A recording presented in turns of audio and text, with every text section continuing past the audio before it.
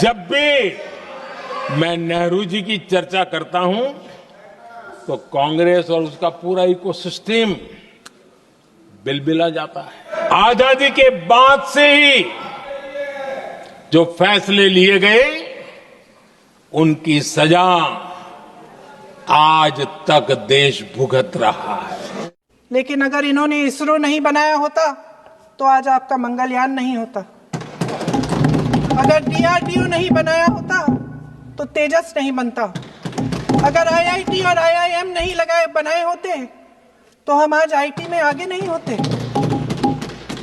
अगर एम्स नहीं बनाया होता तो हम कोरोना की जब बड़ी चुनौती का सामना कैसे करते। हाँ, वही बना कुछ भी।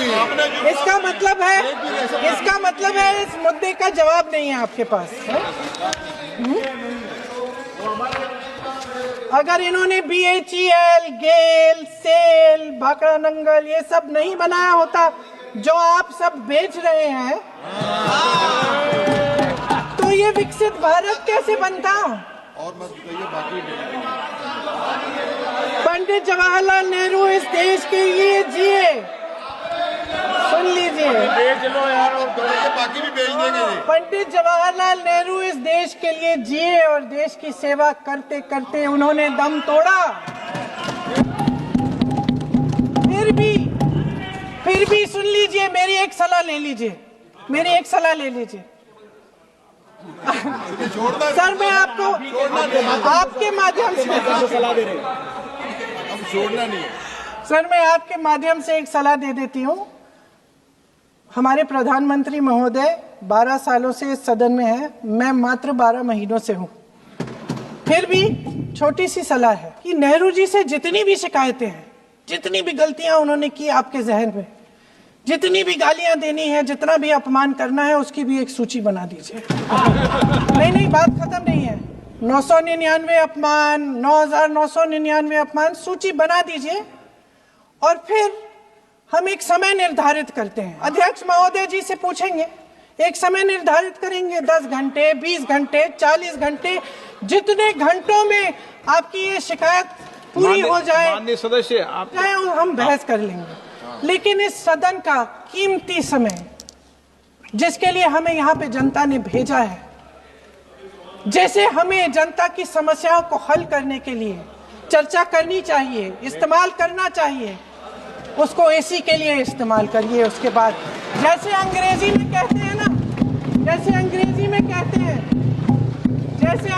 में कहते हैं कि once and for all let's close the chapter।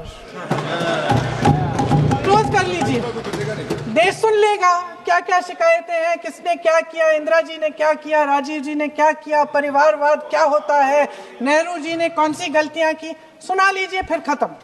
उसके बाद बेरोजगारी, महंगाई, महिलाओं की समस्याएं। हाँ, कोई बात नहीं, हम तो देश के लिए हैं, हम देश के लिए हैं। आप चुनाव के लिए हैं, हम देश के लिए हैं। हम जितने भी चुनाव हारे, हम यहाँ बैठे रहेंगे और आपसे लड़ते रहेंगे और आपकी विचारधारा से लड़ते रहेंगे। अपने इस देश के लिए, अपनी इस मिट्टी के लिए लड़ते रहेंगे। आप हमें रोक नहीं सकते। आज देश का युवा कितना परेशान है, कितनी मुश्किल में है। पेपर लीक होते रहते हैं, बेरोजगारी है, महंगाई इतनी बढ़ चुकी है। इसकी चर्चा हम सदन में क्यों नहीं कर रहे हैं। आरक्षण के साथ जो हो रहा खिलवाड़ है, उसकी चर्चा हम यहाँ क्यों नहीं कर रहे हैं। महिलाओं की बात होगी, बड़े बड़े ऐलान होंगे, मगर उनकी परिस्थितियों को सुधारने के लिए कोई ठोस कदम यहाँ क्यों नहीं उठाया जा रहा है। जो अतीत की बातें हैं ना, जो बार बार आप चाहते हैं कि हम पीछे देखें, लेकिन हम आगे भविष्य की बात, वर्तमान की बात, जो असली समस्याएं हैं उनकी बात न करें, ये छोटी बात होती है। आप में हिम्मत है तो भविष्य की बात करिए, हिम्मत है तो बात करिए कि बेरोजगारी क्यों है, कि पेपर लीक क्यों होते हैं। सच्चाई ये है कि इनका शासन दमन का शासन है, इनकी राजनीति दिखावे की राजनीति है। इवेंट मैनेजमेंट की राजनीति है, चुनाव से चुनाव तक राजनीति है, तरह तरह के ध्यान भटकाने वाले मुद्दों की राजनीति है।